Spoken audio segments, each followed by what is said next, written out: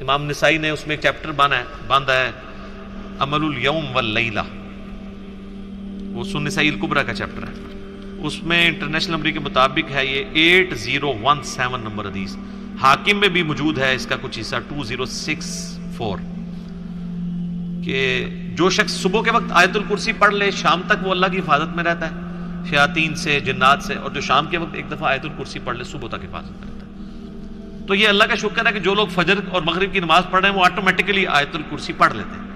اب جس نے فرض نماز کے بعد آیت الکرسی پڑھ لی ہے نا، اسے دوبارہ سے یہ ذکر کرنے کی ضرورت نہیں ہے، وہ اس میں امپلائڈ ہے، وہ شامل ہے، دوبارہ کر لیتا تو بہت اچھی بات ہے۔ اور ایک اور فضیلت ہے جو سنن نسائی الکبریٰ میں ہی ہے، 9928 نمبر حدیث ہے اسی عمل الیوم واللیلہ چیپٹر میں، کہ جو شخص نماز فرض ادا کرنے کے بعد، نماز فرض آیت الکرسی پڑھ لے گا وہ مرتے ہی جنت میں داخل ہوگا، لیکن اس میں نماز شرط ہے۔ تو یہ بھی ایک فضیلت ہے اس اعتبار سے۔ اس کی ایک ضعیف سند بھی ہے سنن الکبریٰ البیہقی میں مولا علی سے، اس میں الفاظ یہ ہیں کہ وہ آیت الکرسی کسی سے گفتگو کرنے سے پہلے پڑھ لیں، لیکن جو سنن نسائی الکبریٰ میں صحیح سند ہے اس میں الفاظ نہیں ہے۔ لیکن اس طرح کی جو ضعیف روایتیں ہیں نا، جب صحیح احادیث کو سپورٹ کر رہی ہوں نا تو اسی کو فالو کرنا چاہیے، کوشش یہی کرنی چاہیے کہ بغیر گفتگو کیے سلام پھرتے ہی آیت الکرسی پڑھ لی جائے۔ البتہ اگر کوئی گفتگو کر بھی لیتا ہے تب بھی فضیلت مل جائے گی، کیونکہ جو صحیح حدیث میں اس طرح کے الفاظ موجود نہیں ہیں۔ تو یہ 3 بڑے بڑے فضائل ہیں، باقی میں نے قرآن حکیم کی صورتوں کے فضائل کے اوپر ڈیٹیل لیکچر ریکارڈ کروا دیا ہوا ہے، مسئلہ نمبر 112ABC، جسے شوق ہے تو وہ دیکھ سکتا ہے۔ اللہ لا الہ الا ہو، اللہ ہی ہے وہ کہ نہیں ہے کوئی معبود سوائے اس کے، الحی القیوم، وہ خود سے زندہ ہے اور باقی سب کو قائم اسی نے رکھا ہوا، سب کو زندہ رکھنے والا وہ ہے، باقیوں کی زندگی اس سے مستعار ہے، اس کی زندگی حقیقی ہے، اپنی، لا تأخذہ سنۃ ولا نوم، اور اس کی زندگی اتنی کامل ہے کہ نہ تو اسے اونگ آتی ہے اور نہ نیند۔ ہماری زندگی آپ دیکھ لیں ناقص ہے، ہم 24 گھنٹے کے اندر ایک دفعہ ضرور مر جاتے ہیں، موت نیند کی بہن ہے نا، اسی لیے آپ دیکھیں آپ کو جو رات کو سونے کی دعا سکھائی گئی ہے صحیح بخاری میں، اللہم بسمک اموت و احیا، اور اللہم باسمک اموت و احیا، دونوں الفاظ درست ہیں، تیرے نام سے زندہ ہوتا ہوں اور مرتا ہوں۔ اور صحیح بخاری میں جو صبح اٹھنے کی دعا ہے وہ تو ہے ہی ہے، اس میں تو ڈائریکٹ کلیئر ہو گیا۔ یہاں تو پھر بھی کوئی کہہ سکتا ہے کہ ایمبیگوٹی ہے کہ یہ اس نیند کا بھی ذکر نہیں ہے، لیکن اس میں تو واضح ذکر ہے، الحمدللہ الذی احیانی بعد ما اماتنی، یا احیانا بعد ما اماتنا، جمع کسی سے ہو، وإلیہ النشور، تمام تعریفیں اس ذات کے لیے جس نے ہمیں مرنے کے بعد دوبارہ زندہ کر لیا۔ پھر سورہ الزمر میں بھی آتا ہے کہ اللہ تعالیٰ ہی ہے جو رات کو جب تم سوتے ہو تو تمہارے نفس کو قبض کر لیتا ہے، پھر جس کو اپنے پاس رکھنا ہوتا ہے اسے روک لیتا ہے، جس کی باقی ہوتی ہے اس کو دوبارہ واپس بھیج دیتا ہے۔ تو نیند بھی موت کی ایک فارم ہے۔ ہماری جو زندگی ہے وہ بھی ناقص ہے، ہم ڈیپینڈنٹ ہیں اللہ کے اوپر، اس اعتبار سے کہ جب چاہے وہ سانس روک لے، اور اس اعتبار سے بھی کہ 24 گھنٹے میں ہمیں ایک دفعہ سونا ہی پڑتا ہے، ادروائز آپ اگلے 24 گھنٹے، دنیا کا ذہین ترین آدمی، دنیا کا طاقتور ترین آدمی کتنے گھنٹے جاگ سکتا ہے؟ یہ بزرگ جو جاگتے رہے نا 1 سال یا 2 سال، کہانیاں نے، کوئی نہیں اٹھ جاگ دے، جس کو ہے نا اس کو لے کے ہیں جاگ کے بتائے کوئی، اور کہتے ہیں جناب 3 سال تک کھایا پیا نہیں ہے۔ اس کے ساتھ اس کہانی کو کمپلیٹ کیا کریں، ساتھ یہ بھی کہا کریں کہ نہ کھادا پیتا نہ پیشاب کیتا، کیونکہ اگر کھایا پیا نہیں ہے تو پیشاب تو کھانے پینے کے ساتھ ہے نا، آپ کھانا پینا چھوڑ دیں پیشاب ختم ہو جائے گا۔ یہ ساتھ کیوں نہیں کہتے ہیں کہ 3 سال تک پیشاب بھی نہیں کیا، اور پھر اس طرح کا بندہ لے کے آنا ہے، اس کا جو ہم کریں گے نا وہ ہماری ویڈیوز میں ریکارڈ ہے، آج چھوڑ دیں۔ لہو ما فی السماوات و ما فی الارض۔ اچھا دوسرا ہے نیند نہیں آئے گی اور اس سے اونگ بھی نہیں آتی، یعنی اتنی کامل زندگی ہے کہ ایک لمحے کے لیے بھی جھٹکا نہیں آتا۔ لہو ما فی السماوات و ما فی الارض، اسی کے لیے ہے آسمانوں اور زمین کی بادشاہی۔ اچھا آسمان ہمیشہ جمع کے سیغے کے ساتھ آتے ہیں، زمین سنگولر کے سیغے کے ساتھ، سوائے ایک پارہ نمبر 28 کے اندر کہ اللہ نے 7 آسمان پیدا کیا اور اس کے مثل زمینیں بھی، چونکہ یہ اللہ تعالیٰ کی طرف سے ایک میریکل پلانٹ ہے، روئے ارض زندگی ابھی تک یہیں پہ دریافت ہوئی ہے، جس زندگی کو ہم جانتے ہیں، اس لیے اللہ تعالیٰ اسپیشلی اس کا ذکر کرتا ہے۔ تو قرآن میں جب بھی ہے نا کہ آسمانوں اور زمین کی بادشاہت، اس سے مراد پوری کائنات، من ذا الذی یشفع عندہ الا باذنہ، کس کی جرأت ہے کہ اللہ کے حضور کسی کی شفاعت اور سفارش کر سکے سوائے اس کے اذن کے؟ ظاہر ہے کسی کی جرأت نہیں ہے۔ دنیا میں سفارش یہ ہوتی ہے کہ کسی شریف آدمی کو پکڑ کے پولیس لے گئی ہے تو ایک وہاں کا بڑا آدمی جا کے سفارش کرتا ہے کہ جی آپ کو غلط فہمی ہوئی ہے، میں اسے شروع سے جانتا ہوں، بڑا شریف آدمی ہے۔ اب اللہ کو اس طرح کی سفارش تو کوئی نہیں کر سکتا کہ یا اللہ آپ کو غلط فہمی ہوئی ہے، بندہ غلط پکڑ لیا آپ نے، نہیں، ایسے تو ہو ہی نہیں سکتا۔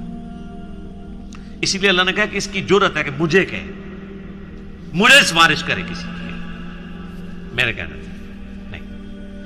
تو اب آپ دیکھ لیں بابوں کے بارے میں وہ دھونس کے عقیدے جو رکھے ہوئے ہیں، اسی تو آپ کو قرآن نہیں پڑھنے دیتے۔ جس نے یہ آیت پڑھنی ہے اس نے کہنا ہے کہ بابا کتوں آ گیا، اتنے کوئی کھنگڑ نہیں دینا اللہ نے، سوائے جس کو اذن دیا ہے محمد رسول اللہ صلی اللہ علیہ وآلہ وسلم۔ اور وہ بھی ایک پوری دردناک حدیث ہے بخاری مسلم میں، حدیث شفاعت، وہ یوٹیوب پہ میرا کلپ دیکھ لیں، شفاعت رسول صلی اللہ علیہ وآلہ وسلم کا عقیدہ۔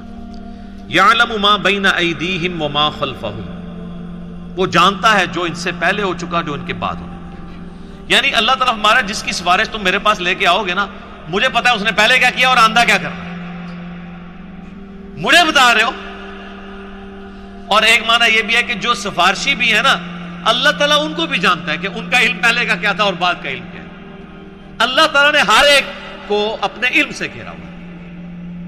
وَلَا يُحِيطُونَ بِشَيْءٍ مِّنْ عِلْمِهِ إِلَّا بِمَا شَاءَ، اللہ کے علم کو کوئی نہیں گھیر سکتا سوائے اللہ تعالیٰ جس کے لیے چاہے تو اس کے اوپر کوئی علم آشکار کر لے۔ یعنی اللہ تعالیٰ کے علم کو کوئی اور مخلوق نہیں گھیر سکتی، اللہ نے سب کو اپنے علم سے گھیرا ہوا ہے، سوائے اس کے کہ وہ جو سورہ آل عمران میں بھی آتا ہے 179 نمبر آیت میں، کہ اللہ کی یہ شان نہیں ہے کہ وہ اپنے غائب کے اوپر کسی کو اطلاع دے سوائے اپنے پیغمبروں کے، اور تمہارا کام ہے اللہ اور اس کے پیغمبروں پر ایمان لاؤ۔ پیغمبر وہ ہستی ہوتی ہے کہ جس کو اللہ تعالیٰ غیب کی خبریں دیتا ہے، غیب کا علم دیتا ہے اتنا جتنا اس کے لیے پسند فرماتا ہے۔ علم الغیب کے اوپر میرا مسئلہ نمبر 6A اور 6B آپ دیکھ سکتے ہیں، وہ ڈیٹیل ٹاپک ہے۔ تو جتنا جس کے لیے چاہتا ہے اللہ ظاہر فرماتا ہے، اور جس کے لیے نہیں چاہتا ظاہر نہیں فرماتا۔ اچھا، یہ اب بعض علم الغیب ایسے ہیں جو اللہ تعالیٰ نے انبیاء کرام کو دیے ہیں، اور بعض یہ ہیں جو ہمارے اعتبار سے وہ آپ سمجھ لیں ان سین علم ہے، لیکن چونکہ وہ فزیکل ورلڈ کے ساتھ تعلق رکھتے ہیں اس لیے ہم اس کو علم الغیب کا لفظ تو نہیں بول سکتے، لیکن چھپے علوم ہیں، جیسے سائنٹیفک جو بڑے بڑے راز ہیں اس کائنات کے، وہ لوگوں نے دریافت کیے۔ میگنیٹک فیلڈ کا دریافت کرنا، کمپاس بنا لینا، فیراڈے نے 8 سے 200-300 سال پہلے ہی ہوا نا بجلی والا معاملہ۔ دنیا میں بجلی آئے ہوئے میکسیمم 150 سال گزرے، اس سے پہلے بجلی نہیں تھی۔ تو ایک انسان پہ اللہ نے راز کھولا ہے نا کہ اگر کسی کنڈکٹر کو میگنیٹک فیلڈ کے اندر موو کیا جائے تو اس میں وولٹیج پیدا ہو جاتی ہے، EMF انڈیوس ہو جاتی ہے۔ یہ فیراڈے کو اللہ نے راز سمجھا دیا نا، نیوٹن کو کئی ایک چیزیں باتیں سمجھا دی، آئنسٹائن کو سمجھا دی، تیل زمین سے نکل آیا، گھڑی بنا لی، اتنی ساری چیزیں ہیں، جہاز بنا لیے، جیٹ انجن بنا لیے۔ تو یہ اس کائنات کے راز اللہ تعالیٰ لوگوں پہ کھولتا ہے۔ وسع کرسیہ السماوات والارض، اسی کی کرسی نے آسمانوں اور زمین کو گھیرا ہوا ہے۔ ولا یؤودہ حفظہما، اور اللہ تعالیٰ کو زمین و آسمان کی حفاظت کرنا کوئی مشکل نہیں ہے، تھکا نہیں دیتی یہ چیز۔ وَهُوَ الْعَلِيُّ الْعَظِيمُ، اور وہ بہت بلند ہے اور عظمت والا ہے۔ اچھا، یہاں کرسی عین ممکن ہے کہ کوئی فزیکل کرسی ایگزسٹ کرتی ہے، اور عین ممکن ہے کہ یہ بات محاورتاً ہو رہی ہے کہ اللہ تعالیٰ کی بادشاہت اس سے مراد ہو، کیونکہ قرآن میں کئی ایک چیزیں محاورتاً بھی استعمال ہوئی ہیں۔ اس کے اوپر یہ جو اہل حدیث کی طرف سے جہمی ہونے کا فتویٰ فوراً لگا دیتے ہیں، یہ غلط ہے۔ بعض جگہ وہ خود بھی تعویلات کر رہے ہوتے ہیں، جیسے سورہ قصص کے اینڈ پہ آتا ہے کہ ہر چیز کو فنا ہے سوائے اللہ کے چہرے کے، تو سارے اہل حدیثوں نے ترجمہ کیا ہے یہاں چہرے سے مراد اللہ کی ذات ہے، تو تعویل تو وہ بھی کر رہے ہیں۔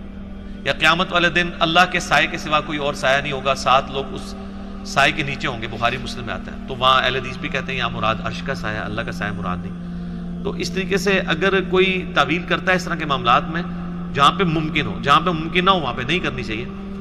مولانا مودودی تو دونوں طرف گئے ہیں کہ عین ممکن ہے کرسی ہو اور عین ممکن ہے کہ اس سے مراد ایک محاورتاً بات ہو کہ اللہ کی بادشاہی نے گھیر رکھا ہے ہر چیز کو، اور اس کی یعنی صرف اللہ تعالیٰ نے بنا کے مخلوق چھوڑ نہیں دی بلکہ اس کی حفاظت بھی اپنے ذمہ لی ہوئی ہے. اور وہ ایسی حفاظت نہیں ہے کہ کوئی اللہ تعالیٰ کو مصروف ہو گیا کہ اتنی مخلوقات پیدا کر کے اب کیا کرے گا، وہ ایسا نہیں ہے، بلکہ وہ اللہ تعالیٰ نے پہ کوئی گرا نہیں ہے اس کی. وہ تو سورۃ الانعام میں ہے کہ زمین کی گہرائیوں میں کوئی دانہ نہیں پھوٹتا، نہ زمین کے اوپر نہ سمندروں میں کوئی پتہ بھی گرتا ہے مگر اس کے علم سے، اور اتنا کامل علم ہے کہ اللہ نے یہ سب کچھ ہونے سے پہلے لوح محفوظ میں لکھ لیا ہے. تو ایک ڈیٹیل ٹاپک ہے. وَهُوَ الْعَلِيُّ الْعَظِيمُ، اور وہ بلند ہے اور عظمت والا ہے. اب یہاں پہ ایک اللہ کا نام بھی آ گیا علی. علی یون تو مخلوق میں کسی کا نام ہو سکتا ہے، یہ ہے العلی. جب الف لام سے ہوگا تو دی علی خاص ہو جائے گا. رحمان تو کوئی بھی ہو سکتا ہے، الرحمان اللہ ہے. رؤوف کوئی بھی ہو سکتا ہے، نبی الاسلام کے لیے ہے بالمؤمنین رؤوف الرحیم، لیکن الرؤوف اور الرحیم اللہ ہے. صرف رؤوف اور رحیم سورہ التوبہ کی آخری آیات میں نبی الاسلام کے لیے بھی ہے. تو یہاں پہ بھی علی سے مراد بلند، عظمت، یعنی اللہ تعالیٰ اپنے عرش پر مستوی ہے جیسا کہ اس کی شان کے لائق ہے، اور اپنی شان کے اعتبار سے بھی بلند ہے.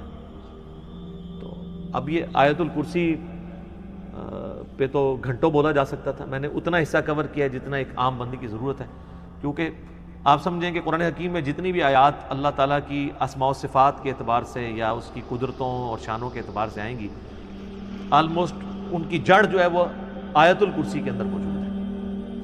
تو یہ اس پہ تو گھنٹوں بولا جا سکتا ہے، لیکن جتنی میں نے اجمالاً اس کی تفسیر بیان کر دی ہے اس تفسیر کلاس کے اندر اتنی کافی ہے. باقی تو جیسے جیسے اللہ تعالیٰ کی شانوں کا ذکر بیچ میں آتا چلا جائے گا وہ انشاءاللہ تعالیٰ ہم اس کو کور کرتے جائیں گے. اللہ تعالیٰ سے دعا ہے جو حق بات میں نے کہی اللہ تعالیٰ ہمارے دلوں میں راسخ فرما دے. اگر جذبات میں میرے منہ سے کوئی غلط بات نکل گئی تو اللہ تعالیٰ ہمارے دلوں سے اسے محو کر دے، دور کر دے، ہمیں معاف بھی فرما دے، ہمیں کتاب و سنت کی تعلیمات پر عمل کر کے دوسرے بھائیوں تک پہنچانے کی توفیق عطا فرمائے. سبحانک اللہم و بحمدک اشہد ان لا الہ الا انت استغفرک و اتوب الیک وما علینا الا البلاغ المبین. جزاکم اللہ خیر. جزاک اللہ، جزاک اللہ، جزاک اللہ، جزاک اللہ، جزاک اللہ، جزاک اللہ، جزاک اللہ، جزاک اللہ.